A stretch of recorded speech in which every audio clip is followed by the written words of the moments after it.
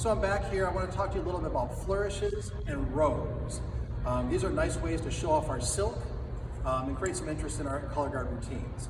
So for flourishes, a flourish is basically anything that's going to come out like this with a silk. It could actually start the other way. You know, you could start a flourish this way. We're going to do just one of them, and then you can experiment on your own with what you'd like to do. So for a basic flourish, you're going to start at the tab with the pole straight up and down. So it's going to come down to your left, and then as I come out here, the pole is going to go behind me. That's the trickiest part. Younger students tend to want to have this pole, and then they got caught up, and obviously we can't do anything there. So from here, the pole goes down behind me, and I like to tell students bicep to ear, because they often kind of get lazy like this, right? And then it doesn't look good. So straight up, and then we let it scratch our back.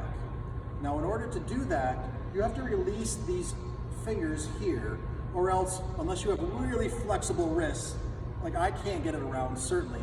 Some of your students will have extremely flexible wrists, but for most of us, we're gonna release these fingers a little bit, let it scratch our back, and then this pole comes in front of us.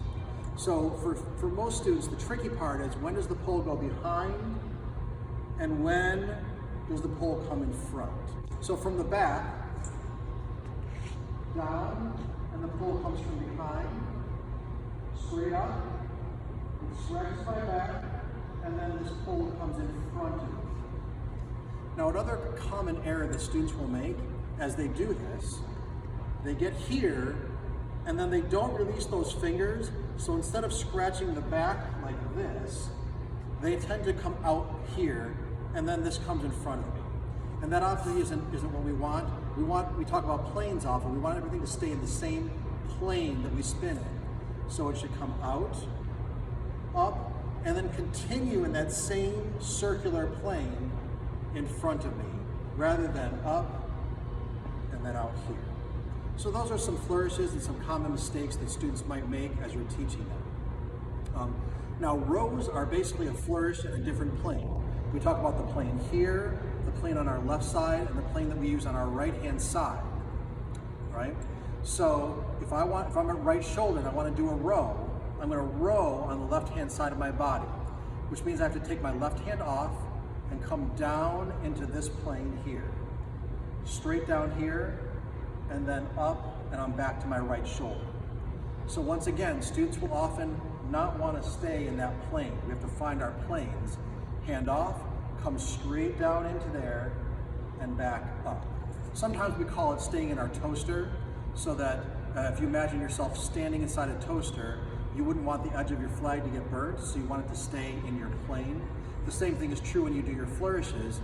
You want to stay in your plane. If I were standing in a toaster and I did this, now my flag would get burnt.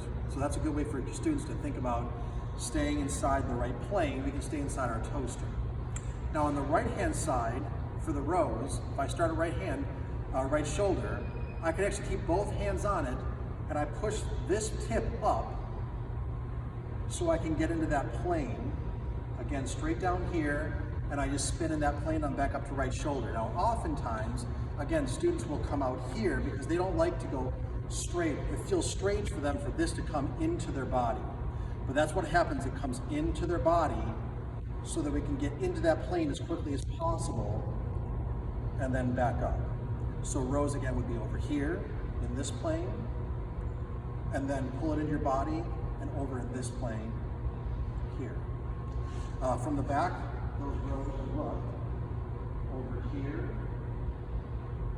and then I pull it into my body and over here.